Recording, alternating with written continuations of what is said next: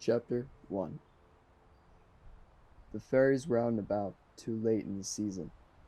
It was the last few weeks before the turn of the year, so you can imagine the curiosity that I felt when I saw them flying through the bitter December air, almost as if the trees hadn't fallen into the great sleep, or the grass hadn't turned that ugly shade of yellow.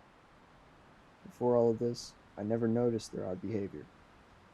However, after I met Candice, I had no choice but to recognize it. Walking the path towards St. Jesse's Park, a small band of these creatures took a liking to me, following me from just a few feet away. All it took was a simple look back to see them, only for them to dart behind bushes and trees as I neared the open field of the park. If only they knew the pain it brought to my soul to even see them. These fairies, in truth, were actually butterflies. They were plentiful all across the Shadow Hill Valley, but were most present in St. Jesse's Park, which was cut out deep in the suburban area of the city. There was a stone walkway that surrounded the place, about a mile in total length. They liked to hang around in the tall grass that grew there. When I was younger, I used to sit and watch them, staring at their beautiful wings as they danced through the weeds. Of course, this was all before I met her, before they started flying around in seasons they weren't supposed to. Why call them fairies? That's what Candice called them. That's why. Remembering that alone brought a wave of gloom. I had to force myself from thinking of her further, to keep the tears from welling in my eyes. Trying to keep one foot going in front of the other as I walked the cracked stone path around the park was hard enough. I didn't need another chore, at least not yet. I knew that the tears would have to come, probably enough to shed for a whole year.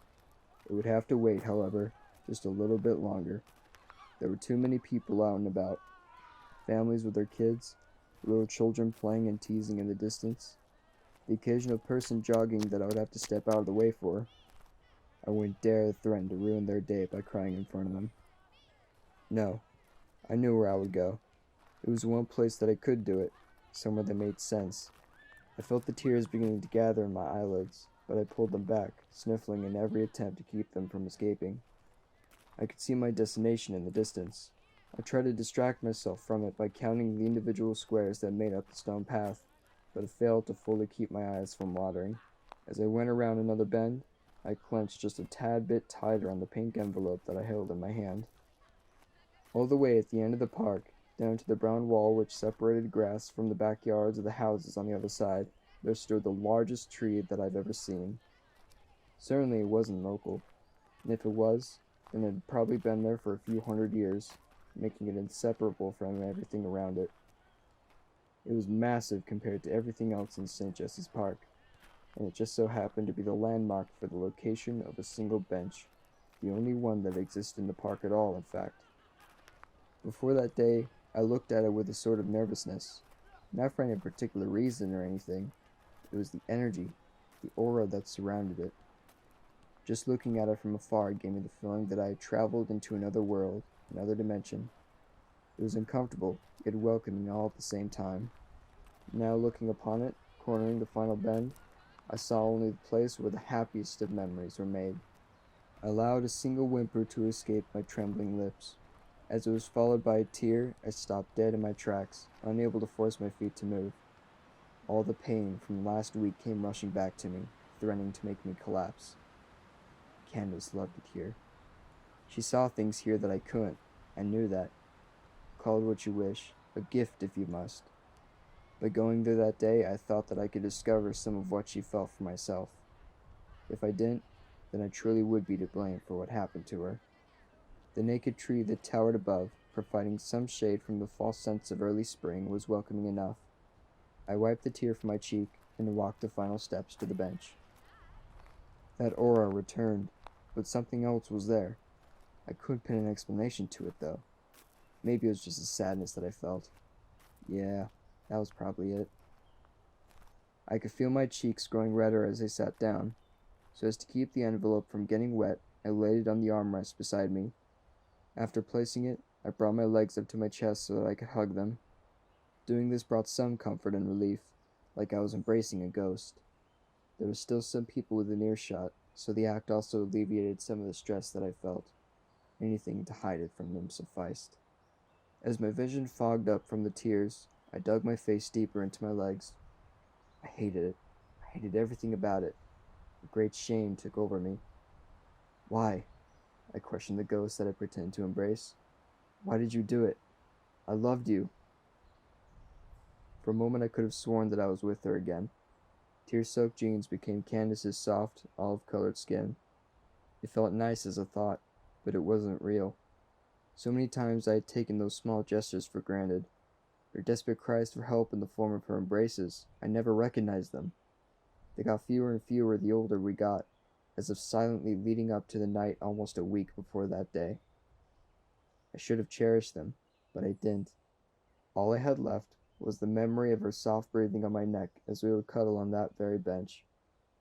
After a few minutes, my throat was sore beyond hell from trying to stifle my whimpers. Letting loose the floodgates, I allowed all the pent-up sadness corrupting me to reveal themselves. They burned as they escaped down my cheeks, but I didn't care.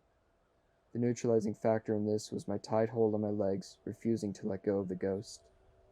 When my eyes finally ran out of water, though from the empty pain that I felt behind it, I knew it could have gone on longer, I raised my head up from out of my legs. To my right, on the armrest, a fairy flew down and landed, staring at me with its tiny black eyes. It had a vibrant pink pattern on its wings. I eyed it, trying not to scare it away as I wiped what wetness remained from my hot cheeks. Suddenly, it departed its spot and flew away towards the tree that provided shade above my head. Seeing it leave me there almost made my sensitive side burst into tears again. Candice always attracted them. She loved them, and they loved her. The fact that the little butterfly left me with no goodbye, not even an imaginary one, hurt on a different level that I could speak of. As it faded from view, disappearing behind that tree, my eyes drifted toward the boy and girl playing tag not too far off, just past where it towered above. They couldn't have been more than 8 years old, probably younger. There was a woman sitting on a blanket some distance away from them, calling what I assumed to be the boy's name. I would kill to be that young again, I thought. At least then I would be safe from grief for another 10 years. The December sun was just starting to make its way towards the mountain that overlooked the Shadow Hill Valley. If I was going to read whatever Candice had left for me, it had to be soon. Sniffling one more time, I picked up the pink envelope. On its center in dark red ink, it read, "I'm sorry, Susie. Read it when you are ready." "Now more than ever," I whispered as I settled myself, crossing my legs beneath me. I knew that after it was over I would want to keep the envelope, so I tried as gingerly as possible to cut the lining of the flap that sealed it with my fingernail. It still tore a little bit, but not that much to destroy its value. I reflexively choked as I took out the 2 pieces of notebook paper that were placed inside. They were neatly folded and written in the same dark ink that the letter was with. On top of this, both pages were written in beautiful cursive. Candice always had beautiful handwriting, I thought. A small gust of wind forced my hair to blow into my face. It nearly snatched the envelope with it, so I took it and stuffed it into my hoodie pocket. Then, with a fresh breath of air, I unfolded the first page and started reading. "My love, don't you cry for me. Today I have come to the realization that my time needed here in this life has come to an end. I don't expect you to understand. How could you, after all? I just hope that soon, and maybe after the grief that you feel for me has passed, you will understand the truth of what I was trying to tell you for years. I've probably told you this already, but I fell in love with you the day you first switched into Mrs. Q's English class, back in 9th grade.